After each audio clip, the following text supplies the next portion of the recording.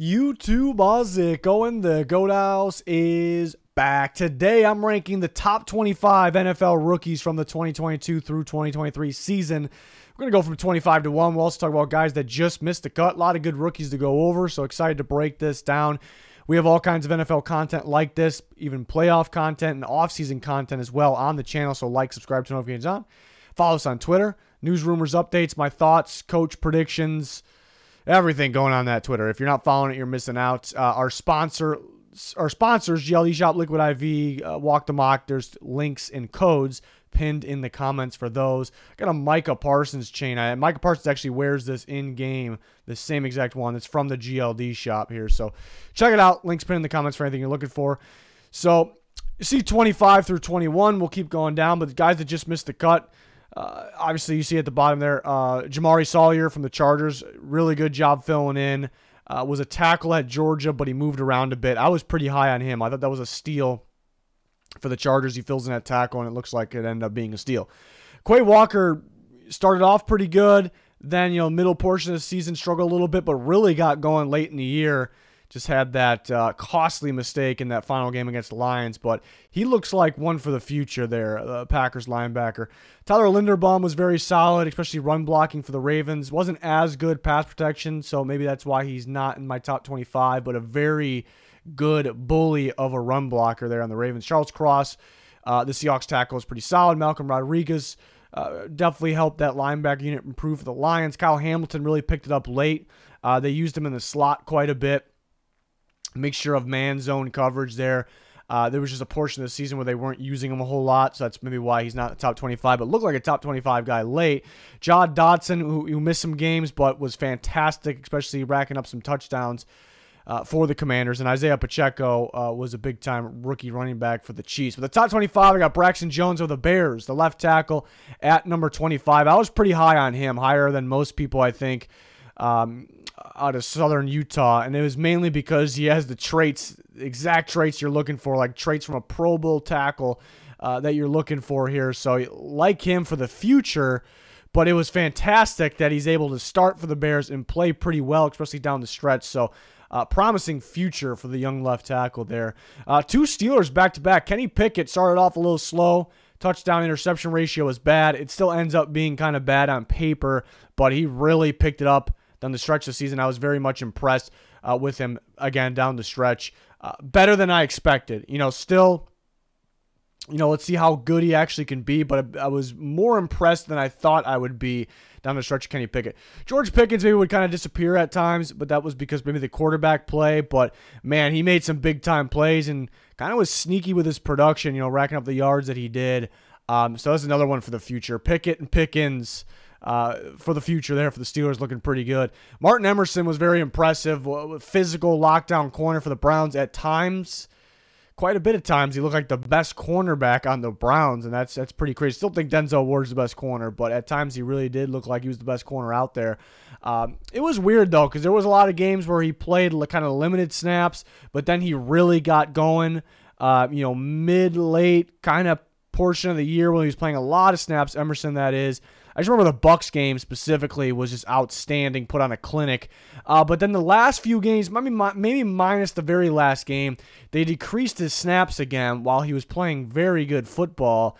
So that maybe they kind of hurt his ranking a little bit. If he would have got the snaps that he was getting while he was showcasing his talents, if he would have got that all year, we'd be talking easily top 10. So that was interesting. But they do have a number of corners, good ones too, in Ward and Newsome. So you understand maybe why there's sometimes his snaps would decrease. Drake London at 21. Man, his good moments were really, really good. Some flashy moments, taking the ball away from guys, even getting separation and, in the open field and making plays kind of where people doubted him. So that's good signs for the future. He did have, a couple of fumbles actually later in the year that were cost. So that kind of moved him down the ranks a little bit. Thought he'd be a little bit more productive in the red zone. They need a better quarterback play over there in Atlanta. But London, of course, was overall impressive for the Atlanta Falcons.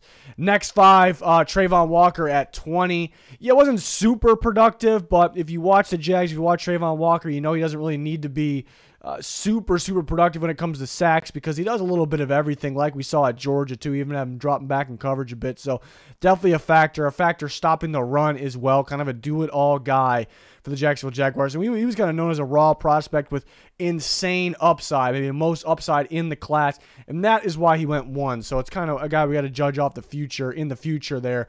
But overall, pretty solid for the Jags in that growing defense. Tyler Smith comes in at 19.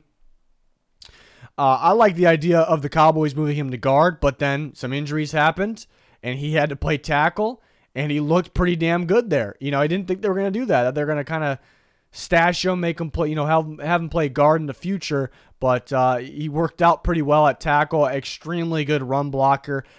Big body guy, so you like to see him getting out in space and making plays downfield for his team. You see those big plays that Pollard had down the field. You can catch Tyler Smith open up that hole or getting downfield as well, so that was impressive.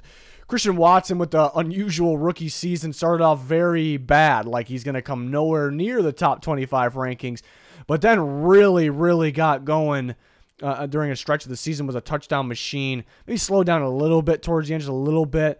I would, if I had to nitpick, I would like for him to expand his route tree a little bit because, what if teams start to figure out, what was working for him and, where he was getting that production, the touchdowns, but an electrifying player that you just got to get the ball in his hands. So he was fun to watch on the show. James Houston, who ended up being an absolute steal for the Lions. Not too many people at all had him on their radar, but a big-time pass rusher, was actually second in sacks out of the rookies behind another Detroit Lion who we'll talk about. But 8 sacks on the year was especially impressive down the stretch of the season, and maybe a big reason why the Lions defense was actually getting better. So that was one we did not expect. That name we did not expect on this top 25 list. Jaquan Brisker of the Bears, the strong safety from Penn State, an impressive year out of him. I thought at times he looked like one of the better defenders on the Bears. For most of the season, maybe he was, which was pretty crazy. They did trade away some big time players on that defense, but yeah, I kind of had myself saying a lot of the time that this guy's all over the place. He's all over the field, making plays, in the backfield, chasing guys down, getting sacks as well on the off of blitzes. So pretty impressive. Did miss some tackles though, kind of flying around the field too much. In the middle. Early season, pretty damn good. Middle, maybe just outside the top 10. Middle of the season, maybe we put him in the top 10. Maybe slow down a little bit at the end of the year, which resulted him at 16. But impressive young safety there for the Chicago Bears. On to the top 15. Offensive lineman at 15, Ikem Ekwonu of the Panthers. The Panthers' offensive line really took a step up this year. I think it starts with that top pick of theirs, Ikem Ekwonu at the left tackle position. We see how good he is as a run blocker. We knew that coming out of NC State, and it was a big reason the Panthers were able to run the ball pretty well. But he was impressive pass protecting. Early season, maybe some struggles, but that didn't last too long. Really picked it up after that. Another safety ranked at 14, Kirby Joseph, the free safety from Illinois. Had himself a year for the Detroit Lions. Got going kind of in the second half of the season, making plays, getting his hands on the ball. We even saw him in that Packers game, the last game of the year as well. But you see the range, the traits really standing out on a guy like that. Just a playmaker. That's how you describe Kirby Joseph, a big-time playmaker. And he was supposed to be kind of one for the future as well and already getting going there. Kayvon Thibodeaux comes in at 13. Wasn't super productive when it comes to sacks, but was productive enough. I thought he came up in big-time moments. Really did, kind of in the important moments, and that's kind of what you expect from a guy like Kayvon Thibodeaux, what he did at Oregon, too. He just constantly stood out in those huge moments. So I thought really got going, was playing better football in the second half of the year. He was creating a lot of pressure, creating for the rest of his team, too, so that really won't show up on the sack stat sheet. George Karlaftis, not talked about enough. He actually had a really good year, really got going in the second half of the year as well, which boosted his ranking here. But, being productive, getting after the quarterback, helping in terms of the run defense as well.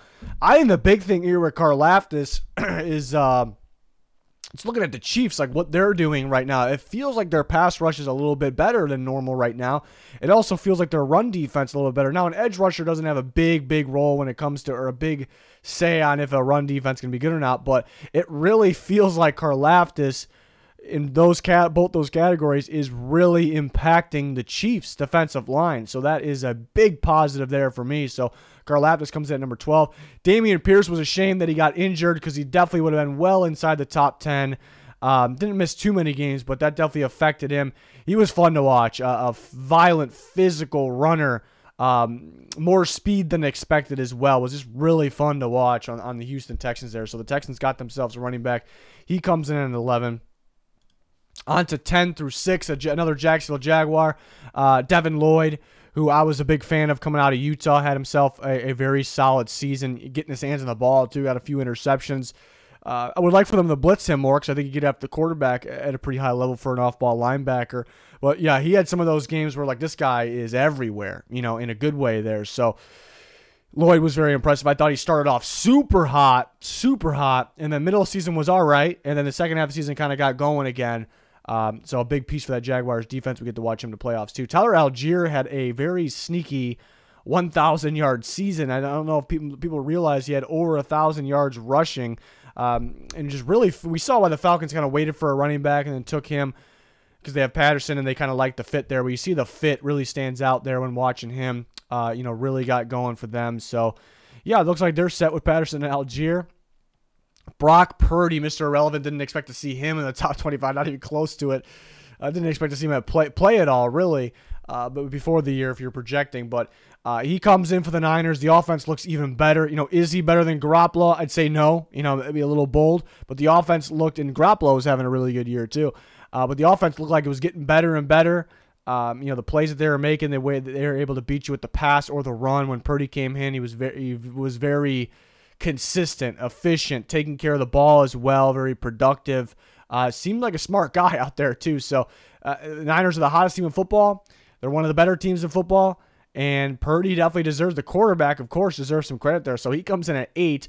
Chris Olave had a very productive season, especially down the field, down the sideline for the Saints, home run hitting type of receiver. We expected him to have a pretty good year. I thought he would pair better with Winston than Dalton. I guess him and Dalton were starting to get a connection going, but I just wonder what if Winston would have played the whole year. I think Winston would have turned the ball over a bit, but I think he would hit more plays down the field, especially to guys like Olave.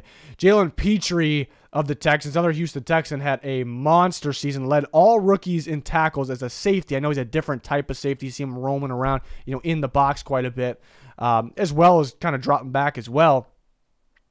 But leads all the rookies in tackles. Or all rookies in tackles. Just a playmaker all over the field too. I thought in the beginning of the year he was about around this range. In the middle of the year he was all right, and the second half of the year was a monster. Was everywhere on that Texans defense. So they got some young studs out there. So let's see if they can continue to grow that. But Petrie comes in at number 6. Very impressed. The Texans seem like, it's interesting because he's a unique player where only some defenses are going to use him right. Not going to fit every defense. Does every defense have room for a guy like that? So he really fit Lovie Smith's defense, and now Lovie's gone, so that could play a part on maybe who they bring in or who their defensive coordinator will be, if the defensive guy's a head coach, possibly if the head coach is a defensive guy, I should say. So curious to see what happens there, but he comes in at number 6. And then now on to the big top 5 here. There you have it. A couple Seahawks, a couple Jets, and a Detroit line. Kenneth Walker, running back from Michigan State, comes in at number 5.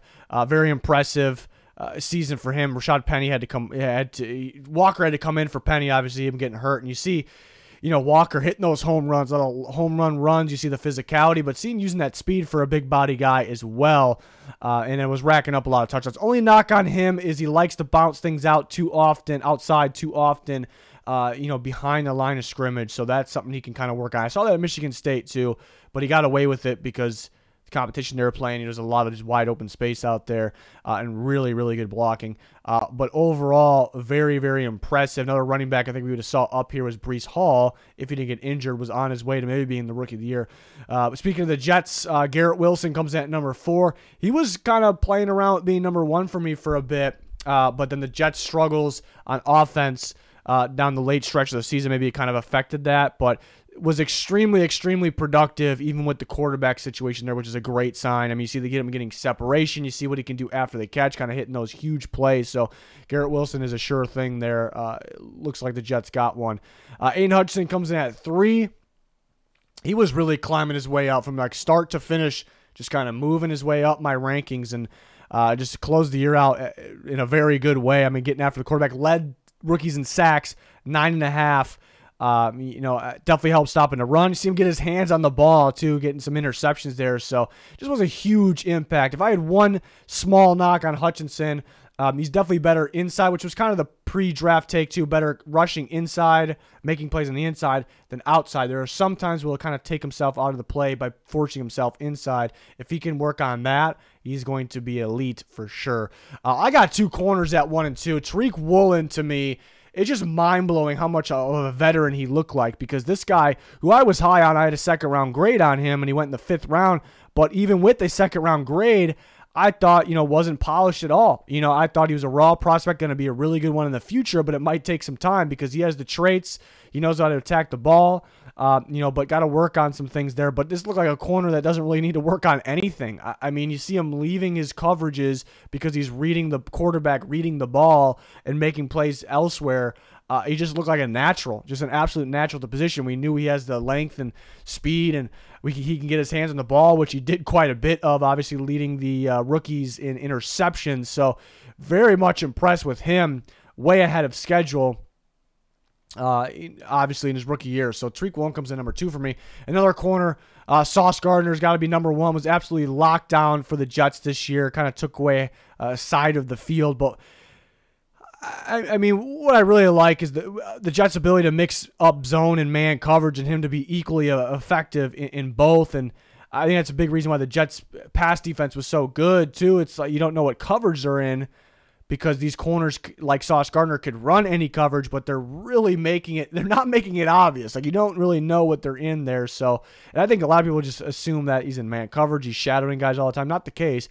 Sometimes zone coverage is pretty difficult, and they're able to mix it up for that reason. And you see what we already knew, like the length, the speed, showing up, the movement skills, definitely showing up, locking down some of the best receivers in football, but especially down late in games, like impact moments where teams got to heave one deep to our best receiver, they'll go, but then Gardner will lock him down. So that's kind of what stood out to me. So he comes in number 1. So defensive guys in the top 3 there. So your number 1 offensive guy ends up being Garrett Wilson. So that means the two offensive defense. If you're looking at offense defense, it's 2 New York Jets guys there. So it looks like a really good draft for them. The Seahawks did very well. The Lions, of course, did very well as well. The Jaguars had some guys standing out here. Bears had a couple guys. Multiple teams did there. So, yeah, there you have it. My top 25 rookies. I'm sure everyone will have their different opinions. We can talk about it in the comments. We're always talking with you guys on Twitter. Twitter subs get extra rankings like this throughout the year and more going forward, extra content in general. Yeah, that'll wrap this one up. Full NFL coverage here, talking playoffs, free agency, draft, trades, everything. We got you. So check out our channel. Leave us a like, subscribe, turn notifications on if you are interested. It'd be much appreciated. That is going to do it for this one, though. Thanks for watching. Goodbye.